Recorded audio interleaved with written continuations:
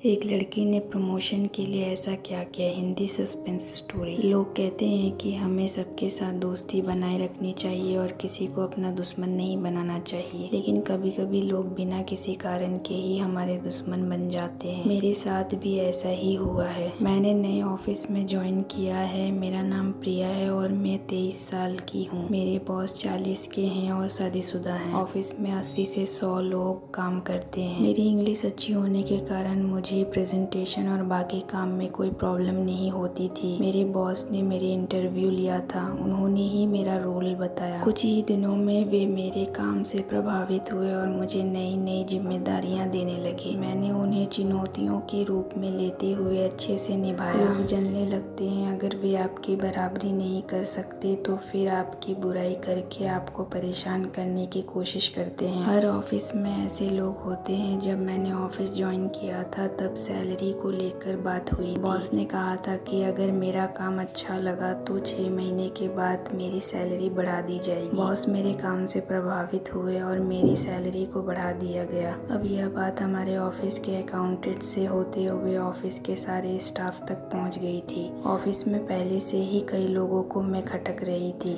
मेरे आने से उनकी इमेज पर फर्क पड़ रहा था। मुझे बस अपना काम करना था, लेकिन मेरी सैलरी बढ़ने के बाद कई लोगों ने अपना काम सही से नहीं कर रहे थे। उनको मेरी कामयाबी से और मुझे नीचा दिखाने के लिए मेरे बारे में बुरा कहना शुरू कर दिए। वे उन लोगों में से हैं जिनके घर में उनकी बहन और बेटी होती है, लेकिन फिर भी दूसरों पर कीचड़ उछालते हैं। मेरा नाम मेरे बॉस के साथ जोड़ रहे थे। इस तरह की झूठी बातों में सभी आनंद लेते हैं। यह बात ऑफिस की मेरी दोस्त ने मुझे बताई। मुझे एहसास हुआ कि अपनी कमी छुपाने के लिए लोग किस हद तक जा सकते हैं। आगे से जब भी मैं बॉस के कैबिन से बाहर आती तो लोगों के चेहरों पर हंसी रहती। इस चीज में लोग सफल होने लगे। इससे मैं बहुत प्रभावित हो रही थी। इसका असर मेरे काम पर पड़ने लगा और बॉस को भी मेरे चेहरे और बातों से पता चल गया कि मेरे साथ सब नॉर्मल नहीं है। मैंने सोचा कि मुझे यह ऑफिस छोड़ देना चाहिए, तभी इन लोगों का चेहरा मैं देख नहीं पाऊंगी। करीब 3 महीने के बाद मैंने अपने ऑफिस छोड़ने का फैसला किया। मैंने अपना रिजाइन लेटर तैयार किया और बॉस के कैबिन में चली गई। वहाँ मैंने उन्हें रिजाइन लेटर दिया और कहा कि मैं जॉब छोड़ रही हूँ। बॉस तो हैरान थे। उन्होंने पूछा कि क्या हुआ और कहीं नौकरी मिल गई है क्या। मैंने कहा नहीं, अभी तो मैं कुछ दिन घर पर ही रहूंगी। उन्हें यह सुनकर अजीब लगा। उन्होंने कहा कि वह पिछले कुछ दिनों से मेरा काम देख रहे थे। क्या हुआ मुझे बता सकती हो। मैंने कहा कुछ नहीं सर। बॉस थोड़ी देर चुप रहे, फिर उठकर मेरे पास आए और कहा देखो, अगर तुम्हारी पर्सनल लाइफ में कुछ प्रॉब्लम है तो तुम मुझसे शेयर कर सकती हो, अगर तुम चाहो तो। तुम अभी छोटी हो। लाइफ में बहुत बातें होती है जो किसी को बताने पर